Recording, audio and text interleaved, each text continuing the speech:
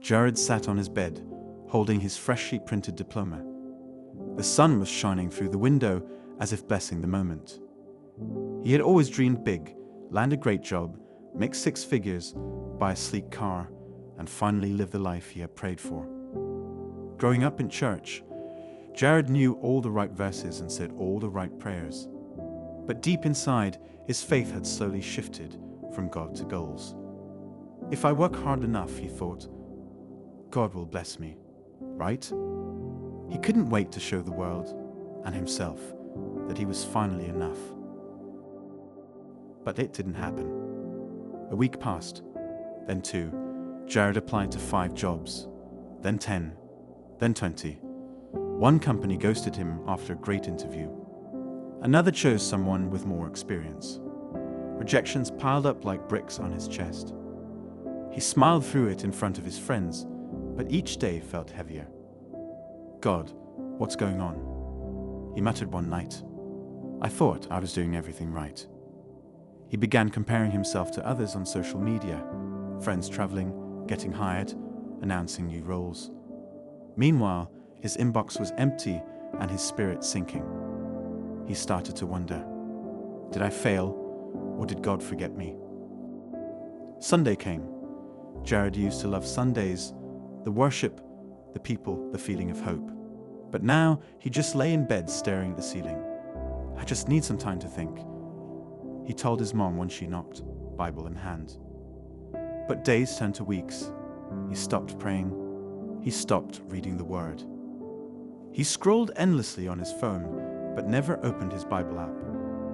He felt disconnected from his friends, his family, and God. Even when people said, keep trusting God, it sounded like empty noise. Inside, Jared was frustrated. Why would a loving God stay silent when I need him most? But what Jared didn't realize was that silence isn't absence. Sometimes, God allows the quiet to reveal what we truly rely on.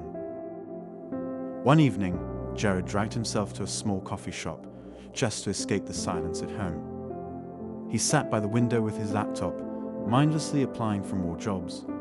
Just then, an older man with kind eyes asked, Mind if I sit here? Place is full. Jared nodded.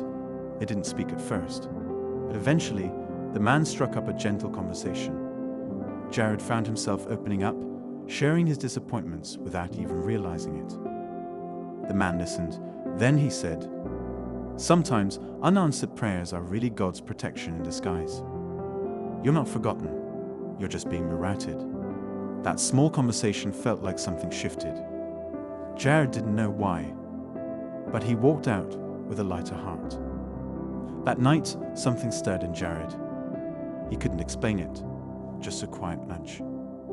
He reached for the Bible on his shelf, covered in a thin layer of dust. He opened it at random, and his eyes landed on Proverbs 3-5-6. Trust in the Lord with all your heart and lean not on your own understanding. He read it again, and again, then whispered, Maybe I don't have to figure this all out. Tears welled up, not from sadness, but from a sense of being seen again. He didn't feel better overnight, but he had taken the first step back to God, back to trust. The next day, Jared walked to the local church, not for a service, just to be near something familiar. On the bulletin board, a flyer caught his eye. Volunteers needed, local shelter ministry. He hesitated. I'm jobless. I should be working, not volunteering, he thought. But another whisper tugged at him. He signed up. At the shelter, he met people who had far less than him, and yet, somehow, had more peace.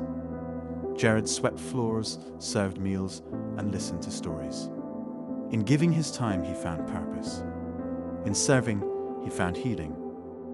Weeks passed. Jared kept showing up at the shelter, not because he had to, but because it grounded him.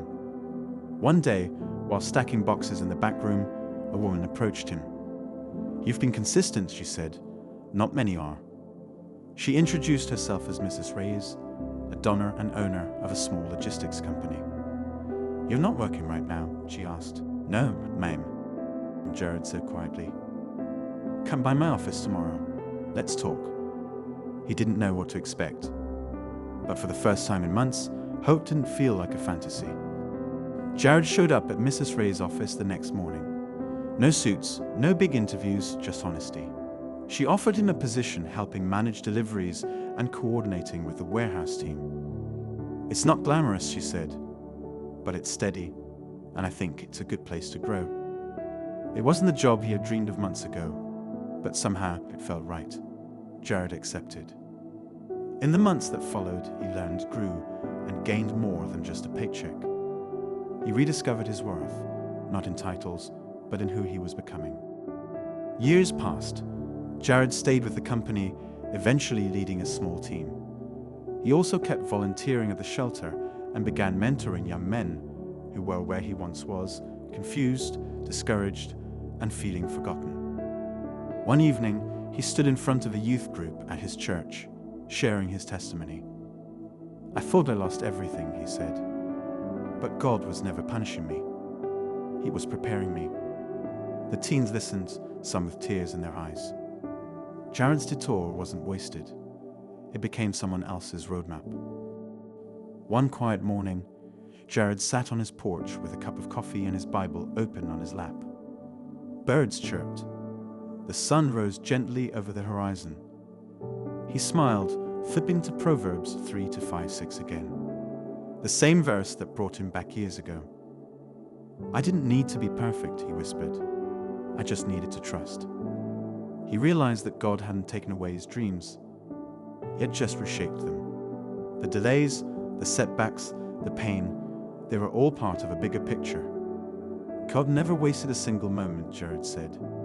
And in that moment, peace wrapped around him like the morning sun. Remember, God's delays aren't denials. Sometimes the detour is a real destination. Trust His plan, even when it looks nothing like yours.